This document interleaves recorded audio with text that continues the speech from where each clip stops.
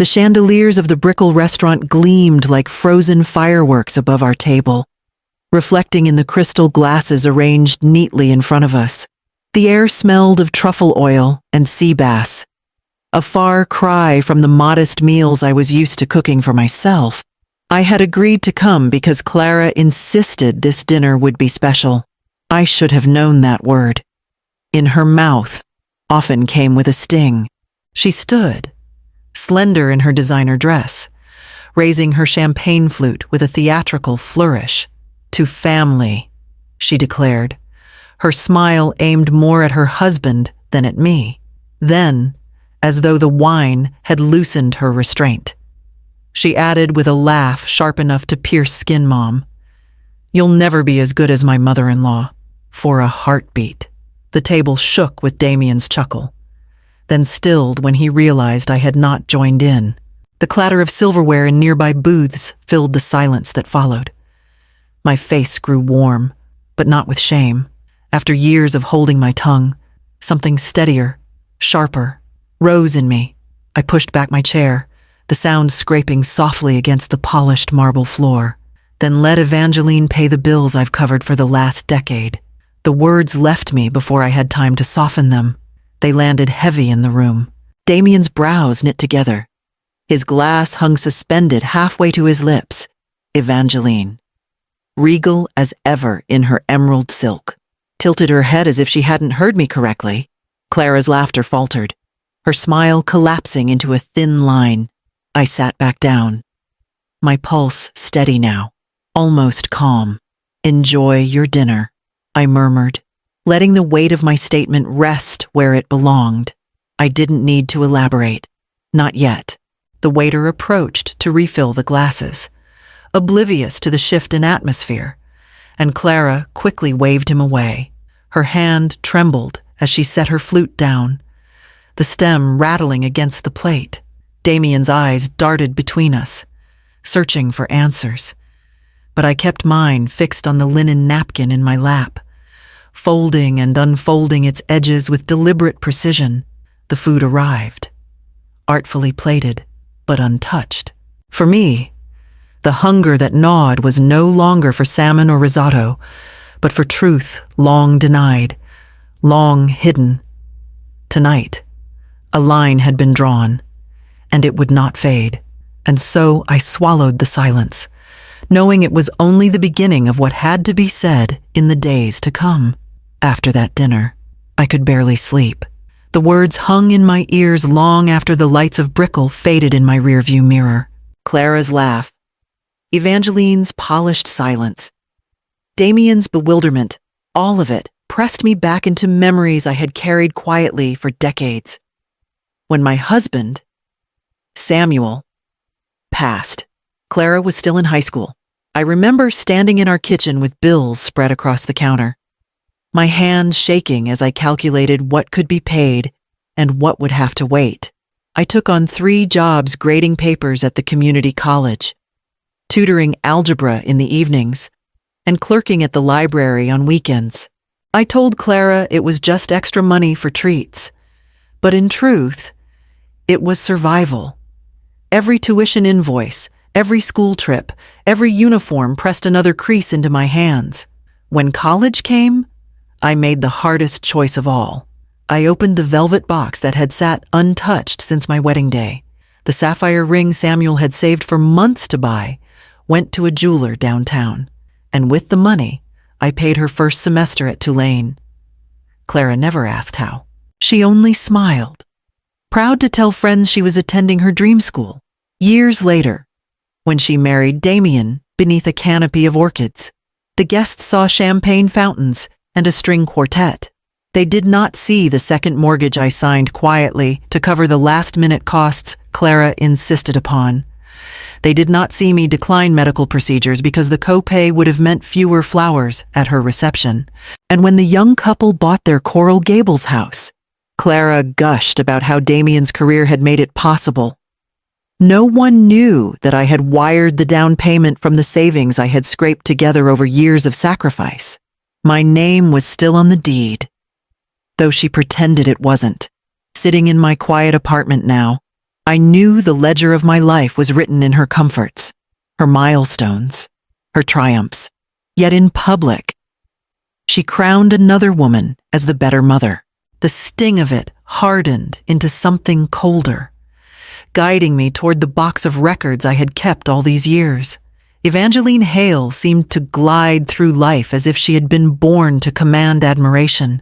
At every gathering, she arrived in silk dresses that caught the light, diamonds that winked from her wrists and ears, and perfumes so rare they lingered even after she left the room. Clara spoke of her as if she were royalty.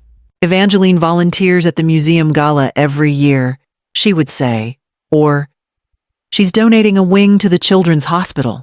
The stories poured out like scripture, recited to remind me of my supposed smallness. I listened, always with that same measured smile. But inside, I felt the weight of the comparison. My own clothes were practical, chosen from sales racks and worn until the fabric thinned. My evenings were not spent at galas, but in my modest apartment near Coconut Grove, where the walls held more silence than celebration. Yet the irony was sharp. Those glittering evenings Clara so adored were financed, at least in part, by the quiet checks I had signed. She never said it aloud, but I could see how proud she was to align herself with Evangeline's world. What Clara didn't know, or refused to see, was that Evangeline's perfection was a carefully maintained mask. I had glimpsed it once, years ago, when Damien mentioned in passing that the estate needed refinancing. He laughed it off, charmed by his mother's resilience. But the edge in his voice betrayed worry. I tucked the memory away, saying nothing. Still, Clara's devotion to that image cut deep.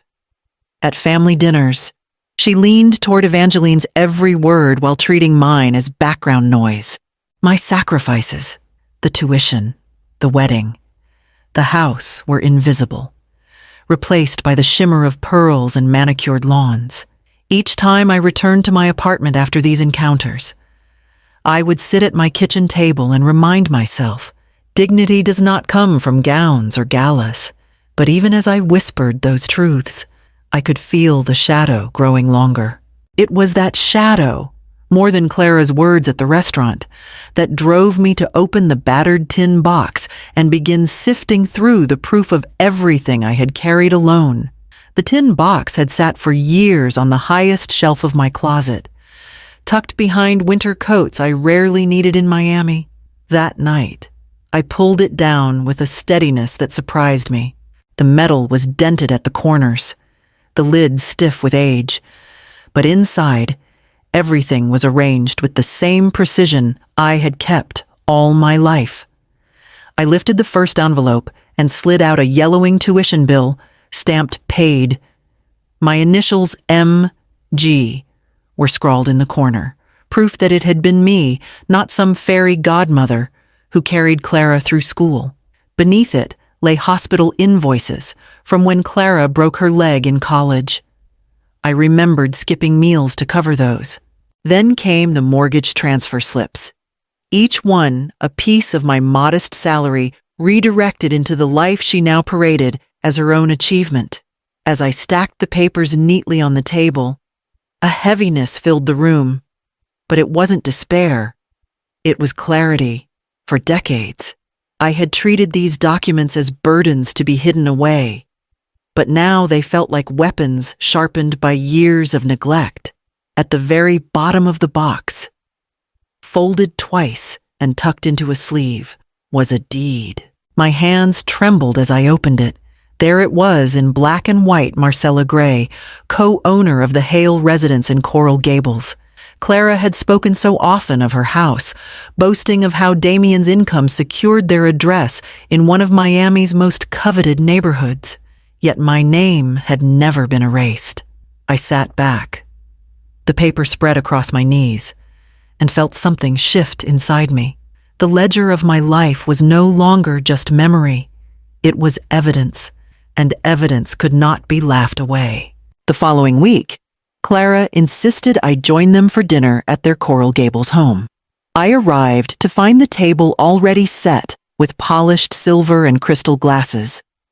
A faint scent of Evangeline's perfume lingering in the air. Clara was already mid-story, her voice bright with admiration. "Mother just joined the new country club on Key Biscayne," she said, flashing a smile toward Damien. "She's practically on the board already. Everyone there adores her." I took my seat without comment, smoothing the napkin across my lap. The roast chicken gleamed under the dining room lights, but I barely tasted the food. Instead, I watched my daughter preen, each sentence another hymn to Evangeline's supposed perfection. When her laughter quieted, I spoke. "Clara," I said evenly, "I won't be sending any more money. Not for the mortgage. Not for the extras. It ends now." The air shifted instantly. Clara's fork froze midway to her lips, then clattered against the china. She leaned forward, her smile gone.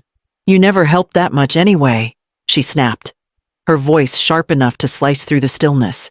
Damien's head turned toward me, his eyes searching, unsettled. I saw the calculation flicker there, as if he were reviewing years of expenses he thought he understood. I held Clara's gaze, steady and unflinching. "Believe what you like," I said softly, "but I know the truth, and so will you." The silence that followed was heavier than any argument. Damien cleared his throat, but said nothing. Clara pushed her chair back, the scrape loud against the tile, her anger filling the space Evangeline's absence had left. I folded my napkin, laid it neatly by my plate, and felt the decision crystallize. The time for quiet sacrifice was over. The time for proof had arrived. The living room smelled faintly of lilies, arranged in tall vases that seemed designed to impress rather than to comfort. Clara sat stiffly on the edge of the sofa, arms crossed, her expression daring me to speak. Damien stood behind her, pacing, while Evangeline perched gracefully in an armchair, her silk scarf draped just so across her shoulders. I placed the black folder on the coffee table and slid it toward the center. The sound of the clasp clicking open echoed louder than I expected. "I want you to see what I've carried," I said, my voice calm, though my hands trembled only slightly. Clara scoffed. "Is this another one of your lectures?" "Mother, we don't have time for." I pulled out the first sheet and laid it flat. A transfer slip, dated 12 years ago, then another, and another, 36 in total. Each one for $2,000. Every month, I said quietly, for 3 years. Money I thought was going toward your mortgage. Money I earned. Money I denied myself. Damien leaned forward, his brow furrowing as he scanned the pages. "Clara," he murmured, "you told me the down payment came from my bonuses. You said we were building this together." His voice cracked, disbelief wrapped in anger. I unfolded the deed next and placed it on top of the stack. My name, Marcella Gray, sat beside Clara's in bold type. "Your house is not just yours," I continued. "My sacrifice is written into its walls." For once, Evangeline had no elegant words. Her hands twisted the fringe of her scarf, and the confident tilt of her chin faltered. Clara's face drained of color, her mouth opening and closing without sound. Damien stepped back, as though the floor beneath him had shifted. I gathered the papers into a neat pile and left them where they could not be ignored. Then I sat back, my eyes steady on Clara, waiting for the excuses I knew were coming. Clara was the first to break the silence. Her voice was quick, defensive, a tone I had known since her teenage years. "This isn't what it looks like. You always exaggerate." "Mother, Damien, you know I've managed everything for us. I just shifted the money around when things were tight." Damien's face hardened, shifted. He picked up one of the transfer slips, his jaw tight. 36 transfers. "Clara, from your mother. While you told me we were living off my salary, He dropped the page back onto the pile as if it burned him. "What exactly have you been paying for with my supposed bonuses?" Clara stammered, words tumbling without direction. I only wanted to keep up appearances. Everyone looks at us. Damien, you wouldn't understand the pressure appearances." His voice cut like glass. "You lied to me. For years." All eyes turned to Evangeline, who had sat too still, her silence stretched thin. She finally drew a long breath, her voice lower than I had ever heard it. "Appearances are not so easy to maintain. Damien, you think my life is effortless. Those galas, those country club dues, they come with bills. Bills your father never left enough to cover. I have borrowed, refinanced, pawned and repurchased jewelry. And now, even I can barely keep up." Clara blinked, stunned. The mother she had exalted like a queen was confessing to debts hidden under silk and diamonds. Evangeline's shoulders sagged, her poise crumbling at last. Damien pressed a hand to his forehead, pacing the room. "So, all of it, our so-called success.